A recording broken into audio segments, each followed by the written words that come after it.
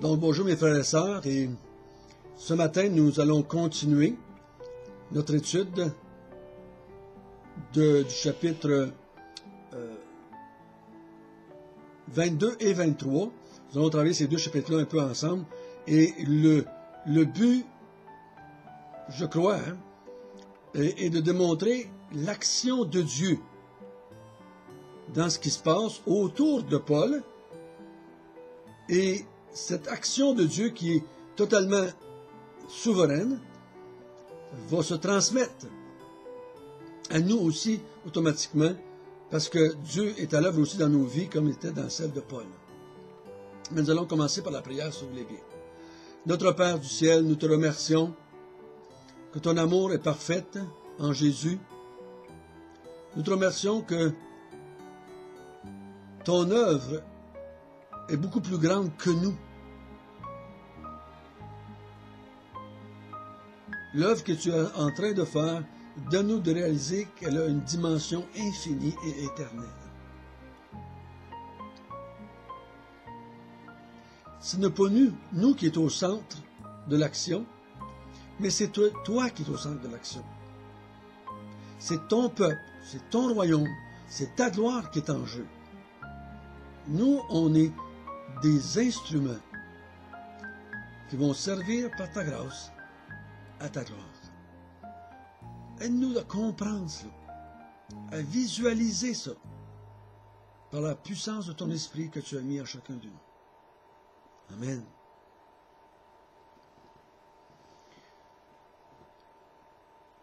Si je résume un petit peu, nous avons vu Paul se faire arrêter dans le temple, et Paul a demandé la permission au tribun qui l'emmenait enchaîné en prison, d'avoir le privilège de parler avec le peuple d'Israël. Le tribun lui permet, et il l'écoute pendant un temps, jusqu'au moment où il dit que Dieu l'a envoyé vers les nations, et que les nations sont invitées à entrer dans le royaume de Dieu. Ils veulent le faire mourir, et ils demandent au tribun de le tuer. Le tribun ne comprend plus rien de ce qui se passe, donc il demande au centenier de lui donner le fouet, afin d'avoir des réponses et de savoir qu'est-ce qui se passe. Et on a ça à partir du chapitre 22, verset 22. Et après que Paul a reçu le fouet, il dit, est-ce qu'il t'est permis de battre, de fouetter un Romain, sans qu'il ait passé en jugement, sans qu'il ait été condamné? Et là, je suis un peu certain que le centenier, les soldats, paniquent un peu. Ils vont voir le tribun et ils disent, « Hey, on a fouetté un citoyen romain sans qu'il soit condamné. Qu'est-ce qu'on va faire avec ça? » Le tribun va le voir. Il sait ce que c'est vrai. Il dit, c'est vrai, je suis citoyen de naissance. Citoyen romain de naissance. Et sans qu'on s'en rende compte, ces petits détails-là vont nous donner une explication pour ce qui va se passer au chapitre 23. Parce qu'au chapitre 23, on a presque l'impression que notre ami Paul dirige la prison et que c'est lui qui contrôle le centenier. Pourquoi c'est comme ça? Rappelez-vous, le tribun, le centenier, les soldats, ils en doivent une. Ils ont peur que Paul fasse une plainte aux autorités supérieures.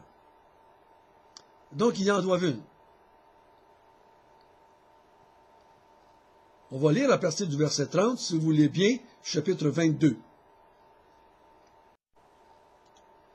Le lendemain, voulant savoir avec certitude de quoi les Juifs l'accusaient, le tribun lui fit ôter ses liens et donna l'ordre aux principaux sacrificateurs et à tout le Sanhédrin de se réunir.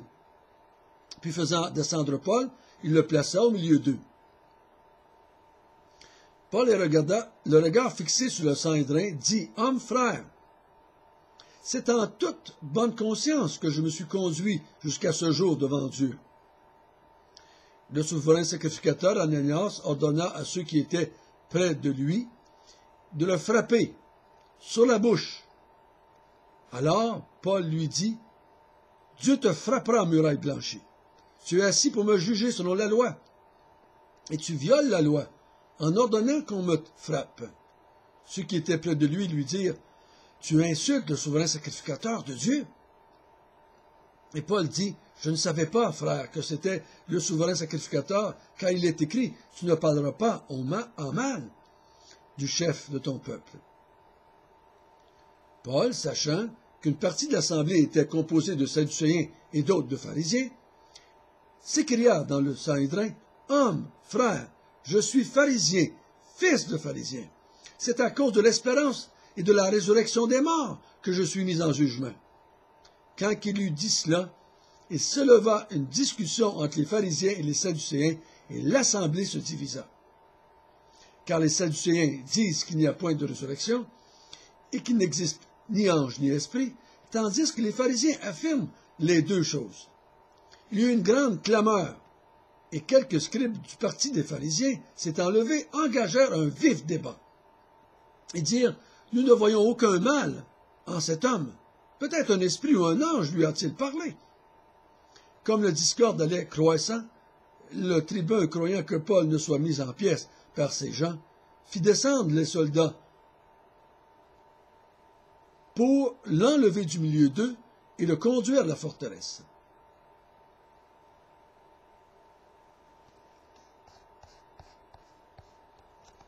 Ce que nous voyons maintenant, le tribun va se rendre compte par lui-même que les Juifs ou le Sanhédrin, l'autorité d'Israël, n'ont rien contre cet homme, rien de légal contre cet homme. C'est une question de foi, c'est une question de croyance juive. Et je crois que Luc veut que Théophile sache ça, que même les autorités juives n'ont rien contre lui.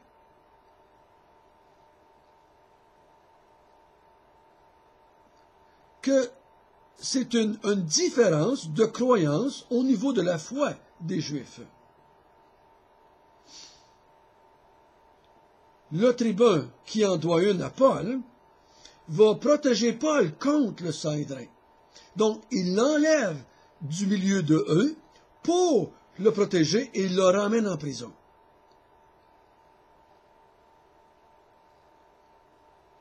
Il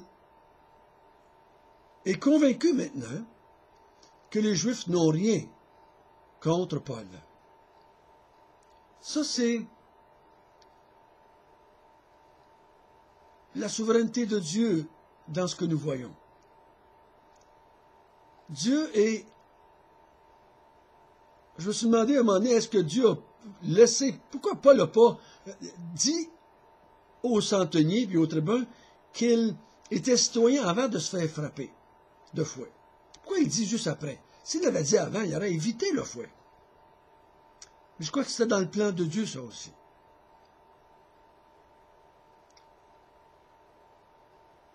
Le tribun, maintenant, va prendre soin de Paul à cause de cela.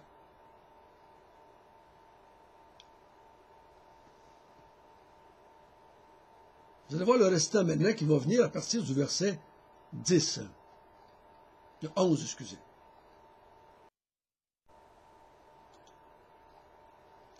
La nuit suivante, le Seigneur apparut à Paul et dit, « Prends courage, car de même que tu as rendu témoignage de moi dans Jérusalem, il faut aussi que tu rendes témoignage de moi dans Rome. » Quand le jour fut venu, les Juifs formèrent un complot et firent des imprécations contre eux-mêmes, en disant qu'ils s'abstiendraient de manger et de boire jusqu'à ce qu'ils aient tué Paul. Ceux qui formèrent ce complot étaient plus que 40. Ils allèrent trouver les principaux sacrificateurs et les anciens, auxquels ils dirent, « Nous nous sommes engagés avec des imprécations contre nous-mêmes de ne rien manger jusqu'à ce que nous ayons tué Paul. Vous donc, maintenant, adressez-vous avec le Sanhédrin au tribun pour qu'il l'amène devant vous, comme si vous vouliez examiner sa cause plus exactement. Et nous, avant qu'il approche, nous sommes prêts à le tuer.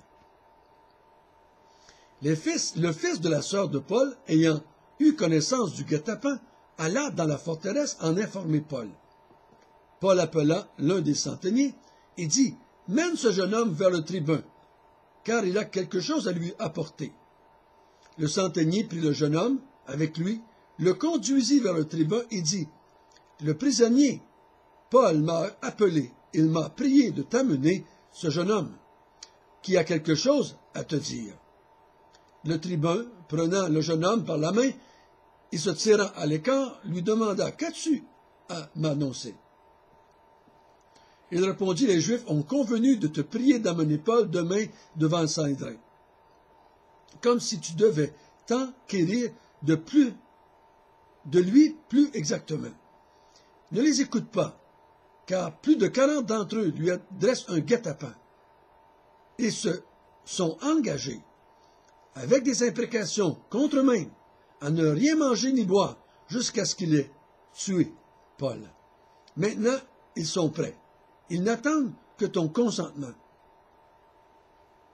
Le tribun renvoya le jeune homme après lui avoir recommandé de ne parler à personne de ce rapport qu'il lui avait fait.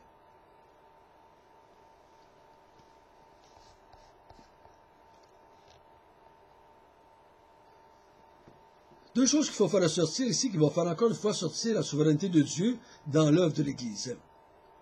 Au verset 10, Paul a une vision dans la nuit, où Dieu apparaît à Paul, où le Seigneur apparaît à Paul.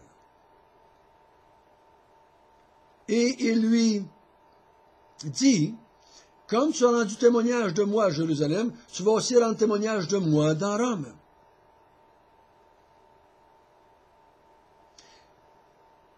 Comprenons bien ceci, c'est important. Ça va tout influencer notre façon de vivre et nos programmes d'Église. Ce n'est pas Dieu, ce n'est pas les Romains ici qui vont emmener Paul à Rome et que Dieu va s'en servir pour son œuvre. Mais avec quoi que ce soit se passe, avec que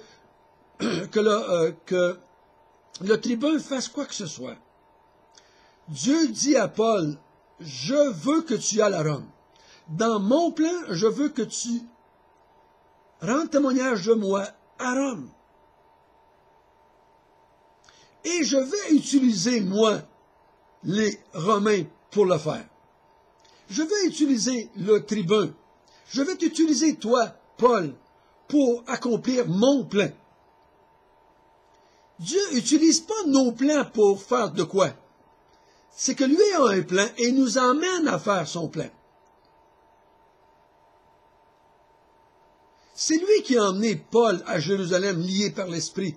C'est lui qui a voulu qu'il soit arrêté et mis en prison. C'est lui qui a voulu qu'il soit là et qu'il parle devant le Sanhédrin. C'est lui maintenant qui veut que Paul aille à Rome. Et sans que personne ne s'en rende compte, il déplace les pions sur l'échiquier. Il va emmener Paul à Rome pour qu'il rende témoignage à Rome. Et on le voit aussi tout de suite après. On ne savait pas que Paul avait une sœur, qu'il avait un neveu. Mais ici, le fils de la sœur de Paul, dans la souveraineté de Dieu, est mis au courant du guet-apens. Il va dire à Paul, dans la prison, au sujet de ce guet-apens-là, « Paul, demande à un centenier d'emmener l'enfant auprès du tribun. » Les prisonniers n'avaient pas tous ces privilèges-là. Mais Paul était un citoyen romain qui a été battu, sans raison. Donc le centenier, les soldats, le tribun, ils en doivent une. Et automatiquement, on emmène l'enfant devant le tribun, qui lui, maintenant, va prendre des actions pour envoyer Paul à Césarée. un pas vers Rome. Et nous allons voir demain et les autres jours après tout ce que Dieu va faire pour emmener Paul à Rome. Frères et sœurs, rappelons-nous toujours cela. Dieu marche devant nous. C'est nous qui suivons Dieu. Qu'on s'en rende compte ou pas, il dirige nos vies. C'est pas nous qui contrôlons Dieu avec nos prières et nos plans. J'ai essayé ça longtemps. C'est très frustrant. C'est très démoralisant. Et si ça marche, on devient très orgueilleux. Mais Dieu, dans sa grâce, a un plan pour aller chercher ses élus. Et il va gérer tout cela. Et nous le savons par la foi, et nous avons confiance qu'il gère tout cela. Et qu'il va emmener dans sa souveraineté les enfants de Dieu et les élus ensemble.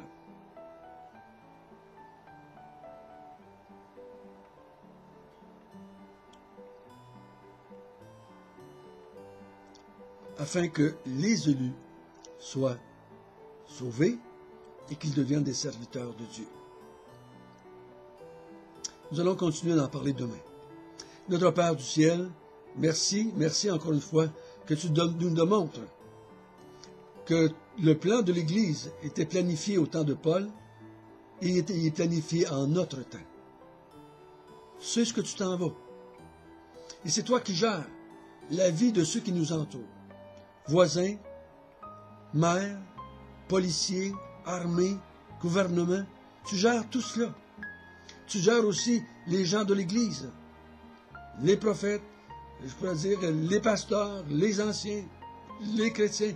Tu gères tout le monde. On n'en est pas toujours conscient, mais nous le croyons que c'est ça que tu fais. Et c'est pour ça que nous te donnons la gloire pour l'œuvre que tu fais présentement dans l'Église au Québec et dans le monde entier. Au nom de Jésus, Amen.